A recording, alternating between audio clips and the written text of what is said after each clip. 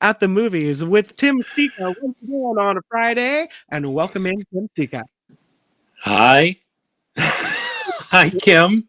Hello, Tim. Welcome Huh? aboard. Thank you. Glad to be Yeah. here. Thanks. Yeah. How's the week going for you? Pretty good. Pretty busy as usual. You Okay. know how that goes. Yes, I Yeah. do know how that goes, but somehow, some way, Tim Sika, you have managed to watch all of these movies, and you've done it for us so that we don't have to watch the bad ones, and that maybe you'll find something that interests us.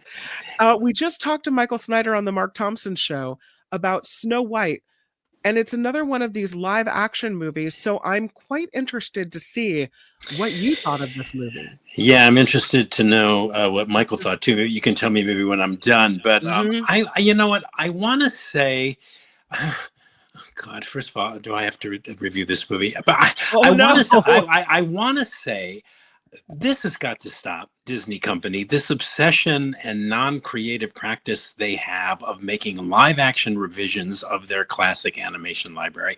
And I think this latest entry in the we have absolutely no new ideas left in our brains live action remakes department is in my opinion, it's the most sacrilegious of them all. Oh. It's certainly the most superfluous and pointless and forgettable of all of the Disney company's live action remakes, in my opinion. And all I kept thinking while this movie hobbled on, I was going, why? I mean, what was it that made the filmmakers? Mark Webb is the director. He's also the director of 500 Days of Summer, which was a very good movie, and a couple of the Andrew Garfield Spider-Man movies. What was it that made these folks think they were adding to or improving upon what is, in essence, one of the all-time great and classic animated movies and all-time great classic motion pictures? Innovative and influential to this day, the 1937 Snow White and the Seven Dwarfs. And why do these filmmakers and studio heads feel they need to correct things all the time, like minority representation, gender politics, and other seemingly countless things so many people these days appear to be offended by? I'm kind of tired of it. If you compare this Snow White with the 1937 genius masterpiece that is Snow White and the Seven Dwarfs, and you watch it and you go, well, first of all, there's absolutely no comparison. These two films shouldn't even be compared. But when you do inevitably compare them, this new Snow White to me comes across as a joke, or like a cash grab, Oh. an insulting rape of the original, and it's pure cinematic laziness, in my opinion, in terms of creativity. There's nothing new here, and most frustratingly, the fact that it goes out of its way to be corrective is annoying to me. It's and on top of all that, just as a singular movie, forget the comparisons, just as a singular movie, at best, it's flat. And the hype around this movie with the studio, um, the studio newspapers and stuff, that it's a masterpiece and it's like the best, it's just pure bull, in my opinion. Yes, it incorporates some of the original songs of the original, some of the great songs, but in most cases, when they do that, they merely pay them lip service, while in other cases they overplay them. And anyway, it's a nice looking movie, I suppose. Some of the new songs are okay. Rachel Zegler is appealing in the title role, but none of this in the end compensates for the fact that nobody will be talking about this obscenely expensively made movie. I think it costs like 275 million. Nobody's going to be thinking of it or talking about it in 2 weeks. Whereas the original, 88 years after its initial release, is still being considered one of the great films of all time. So I say just skip Snow White. If you can forget that it's even out there, all's the better. Moving on. So don't you think though that, and this is, I know. I'll be I called know it's woke for this. And I will admit, and I told Michael Snyder this as well, I did really like the Beauty and the Beast live action remake. I thought that was wonderful. Mhm. So it's kind of a bummer that this one doesn't, that you say it's flat and it doesn't hold up. But do you think there's something to updating characters that maybe didn't stand the test of time, that women that needed to be rescued, or I don't I think that in and of itself is fine. know. But but make an original movie about that kind of thing. Do something else. I don't know. I mean, where's this headed? I mean, really, I'm trying to be objective about the movie, Right. and it does do that, but it also wants to have its cake and eat it too. But what? I mean, they're doing this thing where they write new songs, but yet they want to include some of the original songs, which could also be interpreted as like out of date. And I mean, no, yeah, in and of itself, I think it's a good but not the way they're doing it. See, I didn't care for Beauty and the Beast at all. I thought Okay. what was the lead actress? What was her name? Emma Stone? No. No, Emma Watson. Emma Was it Watson. Emma? It was Yeah, yeah, Hermione. It yeah. was Hermione. Yeah. Yeah, right. Who played Hermione Yeah. in Harry Potter? I thought she looked as though she didn't even know where she was within the frame, and she probably didn't Oh. because it was all CGI. I mean, you know what? I just happen to like look at movies in a really kind of picky, kind of critical way. So I had a No. problem with that. I thought it was, and again, I think of the original animated film, which is to me a classic. It's Mhm. a beautiful film. It's got a great score. It's gorgeous and beautiful and all the things that the live action movie Yeah. wasn't. And when they try to copy it and it's so obvious that they're copying it, it's like, why? I mean, why don't you spend $250 million and reissue the original one? It wouldn't even cost you a tenth of that, Mhm. and pump that up and spend the money. To me, it's a waste of money when they do it this way. But anyway, moving on. Yvonne says, "Tell it like you see it, Tim. I'd rather watch other more creative, semi-original. Is anything new and exciting?" She said. Yes. Yeah, thank you, Yvonne. Yeah. I mean, oh God, I no more vitriol. That's the last of my vitriol for the week. Rhonda says, "I agree, Tim. Hate these remakes. Give me the originals." Thank Mhm. you. There you go. Look at okay. What else is here? Yeah, didn't John like the. says, "Didn't like the live action Beauty and the Beast either." I liked it. I don't know. Yeah, Um, well, you're probably a lot more forgiving. Luis says, "Wow, so much worse of a review than Michael Snyder's." Michael Snyder said it was meh. He said he didn't love it and he didn't hate it. It lied Mhm. somewhere in between in the middle, which is kind of what you said about in 2 weeks, no one will really remember it, right? Yeah. No, and they spend they're doing this thing in Hollywood where you would think that with movies like after like a movie like American Fiction, Yeah. right? What they're still spending these exorbitant amounts of money, and then they're complaining that they're only breaking even, or they're not making 2 billion or 3 billion. I couldn't believe the price tag on this movie when I researched it. I think it was somewhere between 250 and 275 million dollars they spent on making this movie. And I don't know, this there's something about, you can be a little more subtle, I think, when you want to update something. To me, this movie felt finger wagging, like, Mhm. I don't know. Whatever. I'm not, but I have no objectivity about it at all. I've just seen too many of these movies and I'm just sick of them. Luis calls it cinematic karaoke. Cinematic, what? Oh, karaoke. Yeah, yeah. I love that. Yeah. I'm going to Cinematic steal that. karaoke. That's Yeah. great. I love it. Yeah. Yeah. All right. Well, let's move to the next movie on the Tim Sika list, and this is called The Assessment. Yeah, this is a futuristic science fiction thriller, right? Mhm. That depicts a society where a couple who wants to conceive, to have a baby, they have to pass this government controlled and sponsored test in order to prove their suitability for parenthood. And then once they pass this test, they're required by law to endure, really, it's really enduring, this 7-day live-in visit from a facilitator known as the assessor, who puts them through the ringer in all kinds of imaginable and unimaginable situations, where at the end they will either get a passing grade, right, or they'll fail, and then they'll be forbidden by law to have a child. So that's an intriguing and compelling premise. I should think. I think so too.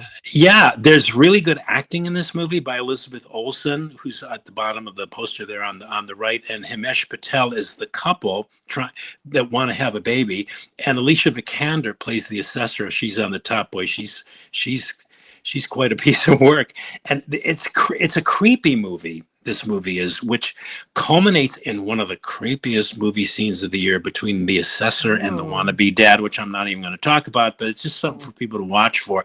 And the movie definitely makes a statement, an anti-fascist one, which, you know, will resonate with audiences who are paying attention to what is politically happening in our country right now. But I'm torn with this movie a bit. While it presents some interesting ideas, a lot of the times it comes across to me like a very dumb movie that thinks it's really smart, or a very superficial movie that thinks it's deep. I don't think it goes beyond the surface of the ideas that it wants you to ponder.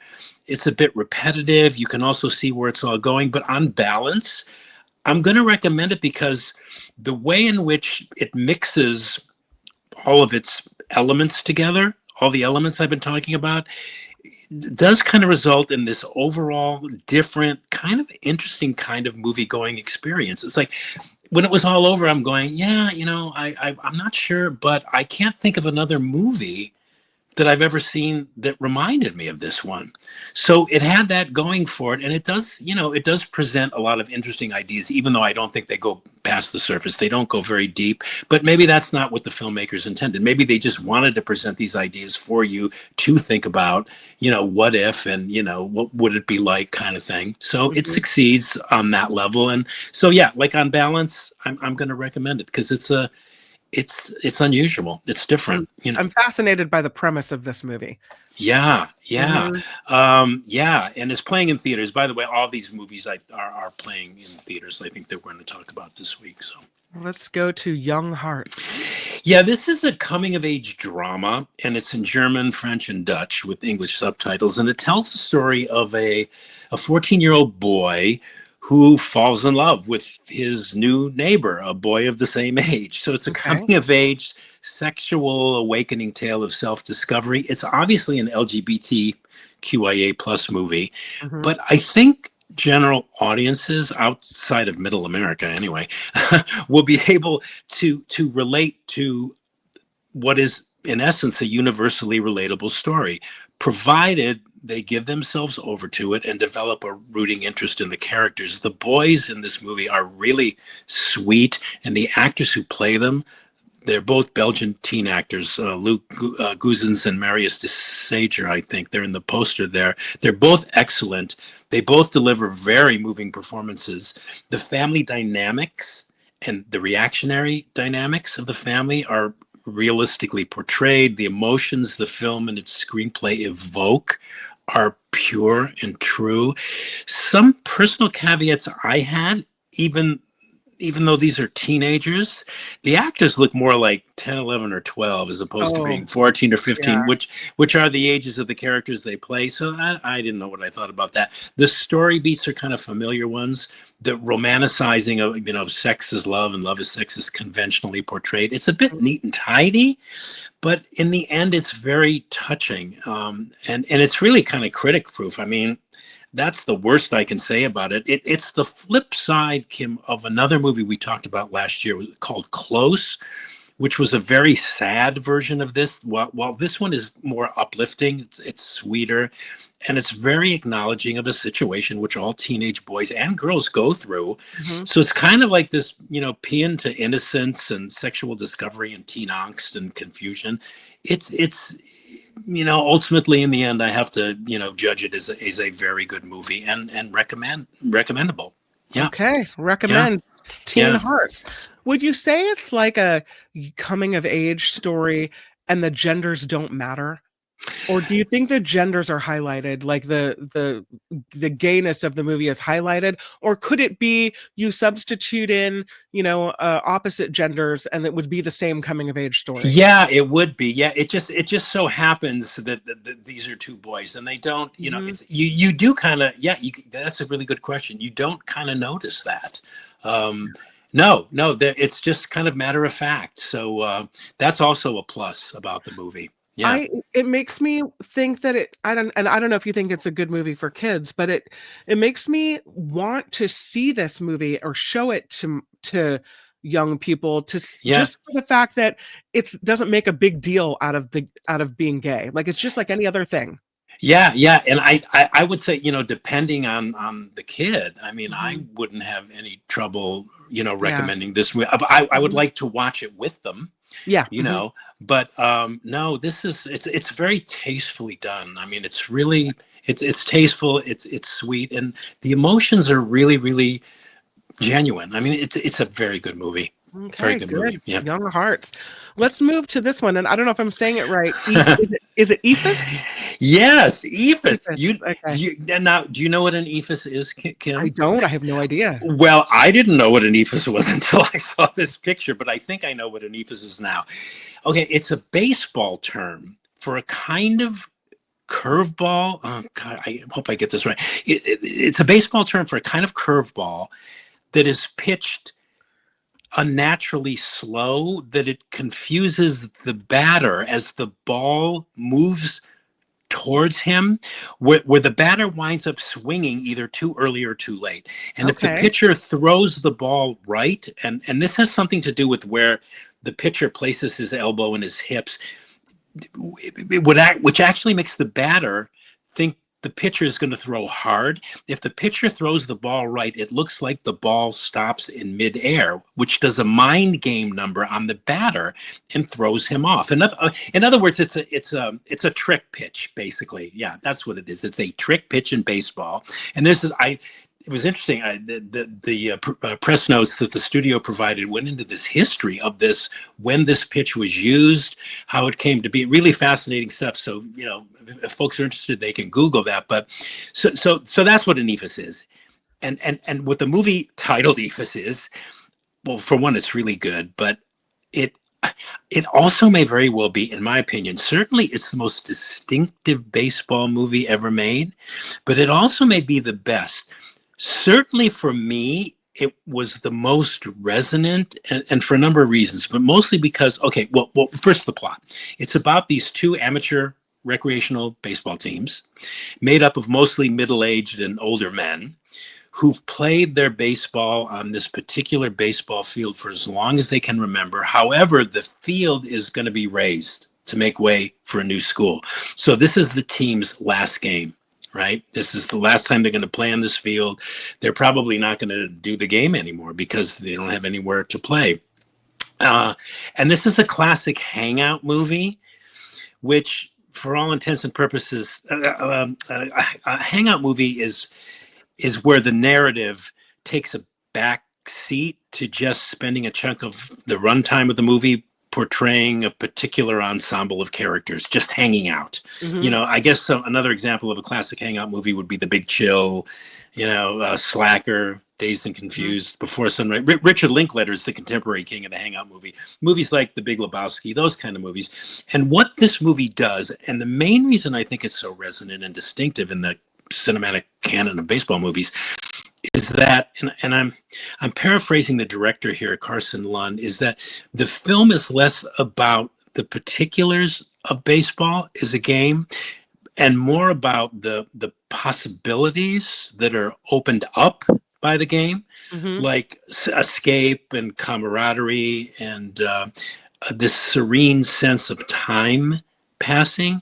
So it's about change, and it's about loss, and it's about coping with death, wrapped up in this rubric of the sport of baseball. Wow. Very, very unique. It's quite remarkable. It takes a bit of getting used to in its rhythms, because its actual rhythms are like those of the rhythms of baseball itself. Slow, kind of zen-like. A lot of people think baseball is boring because not a whole lot happens in real time, but when it does happen, one of the characters says, like baseball, you're looking around for something to happen when you're either playing or watching baseball, then poof, the game is over. But anyway, it's a wonderful film. It's one of the best of the year so far. It's the closest film to depict the actual playing of the game through identification with its characters than any other baseball film I have ever seen. And that's remarkable to me. It's a very unique movie, and very moving, and just very interesting. I loved it just because it came out of the blue, and I'm going, wow. Wow, so they're still making original movies. People are still making these good movies, Mhm. like Eephus. And I learned what an Eephus was. Now I can impress people. I'm not a real big sports guy. I play baseball. I love baseball. But now when I'm, at a cocktail party, I can talk about Eephus The and Eephus. impress people. Yeah, Did I right. hear you at the beginning of this review call this the best baseball movie ever made? I would say if it's not, yes, I did say that. But I would Mhm. say if it's not, it's certainly, in my opinion, it's yeah, it's in my opinion, yeah, it's the best movie ever. Yeah, yeah, yeah, Wow. That yeah. says a lot because you have things like oh God, what is that? I like long, fast, deep kisses. I forget what movie that was. Bull Durham. Thank you. Yeah, Movies yeah. like that, the Tom Hanks and Madonna Oh movie, yeah, yeah, yeah, these are yeah. great baseball movies, and you say this rivals those or surpasses. Well, yeah, I think it's surpassed. I've heard too or read somewhere where the A League of Their movie, Own. Sorry. yeah, League of Their Own, Mhm. where this movie Eephus it premiered at the Cannes Film Festival. So it may not be the best baseball film for people who are particularly fond of those baseball Mhm. movies, which were all good. I mean, Bull Durham and League of Yeah. Their Own; those are terrific movies, but they're different kinds of. This goes like this just goes deeper in a very kind of satisfying way. Like I say, it takes a while to get into the rhythm. So for the first 20 minutes, I'm going, okay, what is this? Where, this movie isn't about anything. Yeah. But at some point, it clicks and you go, okay. Now once you get to learn the characters, you become Mhm. familiar with them, you can identify them on screen, and when they show them you kind of know what their Sure. deal is. Then Yeah. it just gels in this kind of magical way, and for that reason I think it's the best baseball movie. Although, Mhm. it's like comparing apples and oranges. Right. I mean, Bull Durham is great. The two that you mentioned are terrific too. I'll So, I'll throw Field of Dreams in there as well. oh, I love that I movie. know that was Oh really yeah. good. See, now I don't know if I should have said Oh, that. Yeah. okay. Yeah, Field of Dreams. Oh God, what a great film. Yeah, yeah. If Well, they build it, if they build if they it, build it, if we build it, they will if come. we build it, they Mhm, will come. Yeah, mhm. yeah. Magazine Dreams. This fellow has a rather nice physique. Yes, he does. Magazine Dreams. Okay, what? Oh man, this movie is intense. This, just for some context, Kim, and background, this movie debuted over 2 years ago at Sundance to critical acclaim, but it was delayed and then finally dropped by its distributor, Fox Searchlight Pictures, because its star, Jonathan Majors, he of the great physique in the poster, Mhm. was convicted on assault and harassment allegations stemming Oh. from a domestic dispute which involved a former girlfriend. He Mhm. was also dropped from Marvel. He played the villain in Avengers Doomsday and was slated to appear in two more Avengers movies, but he's basically been canceled. Yeah. And it's a shame because if he wasn't canceled, he would definitely be in this year's Oscar conversation, because his performance in this movie as this damaged, ridden with anger issues, socially awkward, struggling with personal demons, amateur bodybuilder is just electrifying Mhm. and shattering and scary and multidimensional brilliant. This movie is worth seeing for the performance alone. I mean, I don't know if people will want to go see the movie now because of the guy's rep, but that's a whole nother conversation. But the performance is outstanding in every way. And the movie, while being borderline excruciating, manages to ride this fine line between being just that while simultaneously eliciting empathy and sympathy for this very sad character who just can't seem to get a break. And that's a very hard thing to achieve in a movie this intense. Movie this intense, you want to go after an hour, I don't know if I can handle this anymore. But somehow the director manages to convey, and the actor through the performance, you kind of feel sorry for this guy. It's like he can't.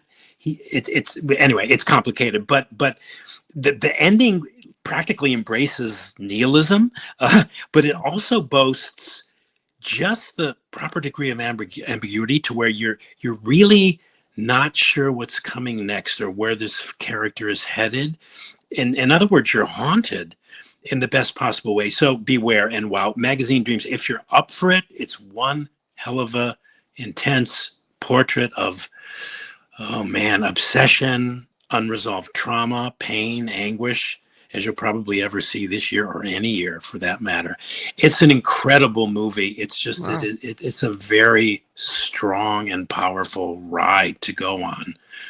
It may not be for everybody, but it's a work of art, this movie, and his performance is unbelievable. Unbelievable. Wow. I'm thinking maybe he's so good because, maybe a lot of that is I'm There's a lot. speculating, is Yeah. the way he is in real life. Like, Right. because he plays this character that's just ready to friggin' explode any second.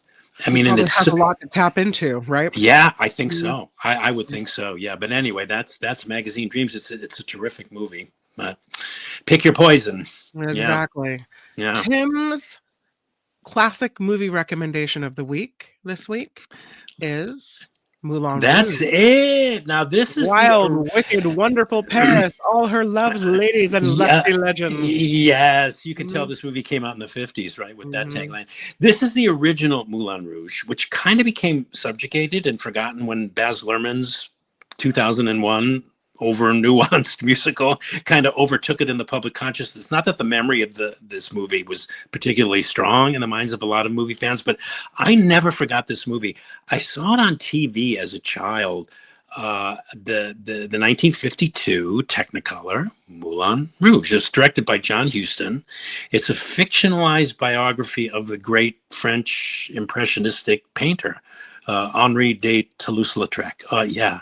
Oh, that's a great shot. That's Zsa Zsa Gabor on the right, by the way. Oh, wow. Yeah, and what a Lautrec is impressively portrayed by Jose Ferrer, and yeah, this is a classic high drama about creativity and personal anguish and alcoholism. And Lautrec, I'm not sure if he would be considered a dwarf, but when he was 14, he fractured his right and left femur, and the bones failed to heal. So he developed an adult torso while retaining child-sized legs.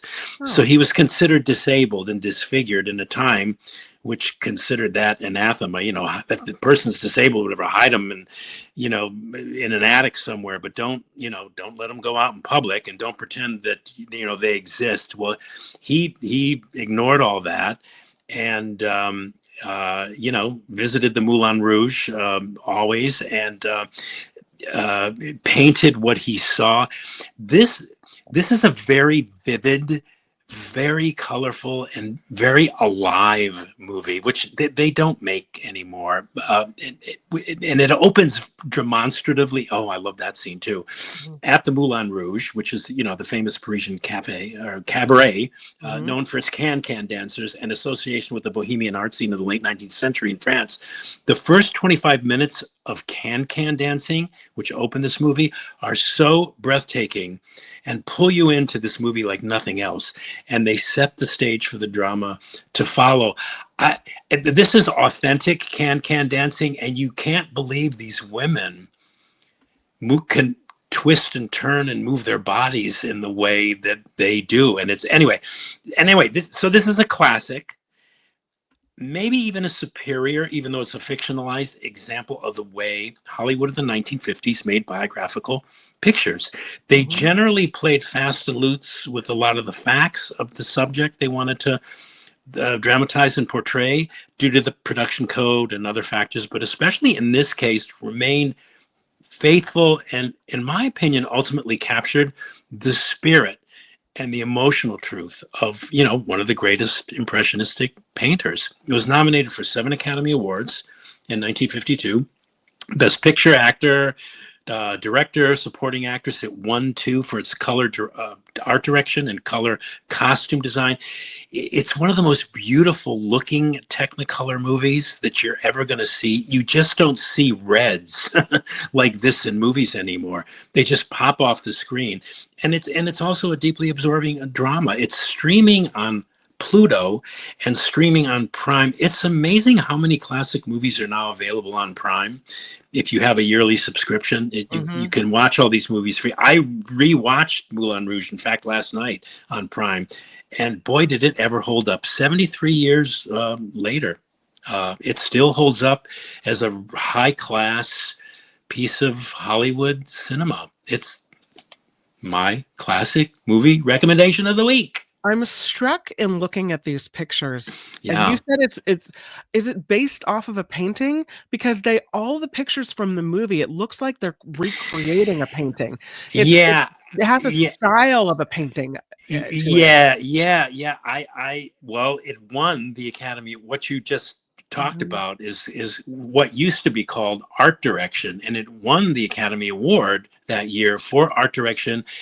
Which was obviously what the director John Huston wanted to do. These scenes are alternated with actual Lautrec paintings. So yeah, it was obviously deliberate because it also wanted to evoke, his genius at painting what he painted and what he saw. So yeah, you picked up on that. That's very astute of you. Well, yeah, that'll be that's a one-time thing. Moulin Rouge is Tim Sika's classic movie recommendation of the week. Let's go through these again and give the recap. Snow White, hated it. You said, and I quote, "This has got to stop. Making live action revisions of classic animation." You called this one sacrilegious. What was it you said that made people think they could improve upon the classic? You said it comes across as a cash grab and a joke, and it goes out of its way to be corrective. As a movie, you called it flat. You said it's nice looking, but no one's going to be talking about this in 2 weeks. Skip. No way. Boy, Skip what it. a crabby critic. My God. He said skip it. I will skip it based on your recommendation alone. The assessment. You said it's an interesting idea. You said great acting, but a really creepy movie. You recommended it, even though it's repetitive, you liked the interesting experience of this movie. Yes. As for young hearts, you said the boys that star in this coming of age movie are sweet and great acting. They look young. You said this movie is very touching. You recommend Young Hearts. Eephus, you called this the best baseball movie ever made. You said this is life wrapped in the sport of baseball.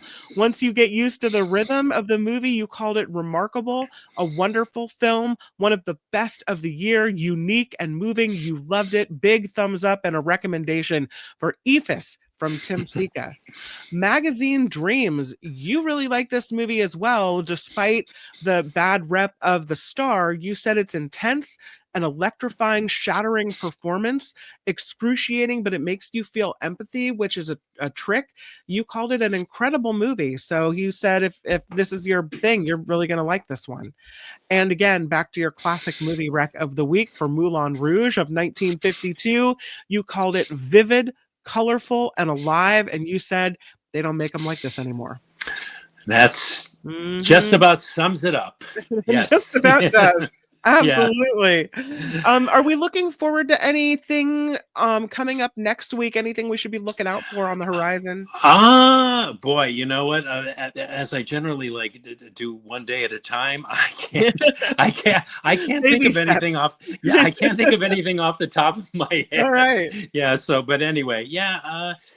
You know, it's so weird, Kim. It's like it's March. We're going into April already. They're going to already start like thinking about awards season, and it's like, oh man, I wish we could all like take a breather. There's always something to cover. There's a film festival this week. There's another one next week. There's another one after that. Then there's 2 more after that. Yeah, it's rare when we get a breather, but there'll definitely be movies to talk about next week. Awesome. You can guarantee. Yeah.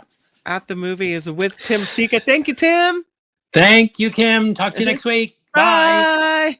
That's Tim Sika, everybody.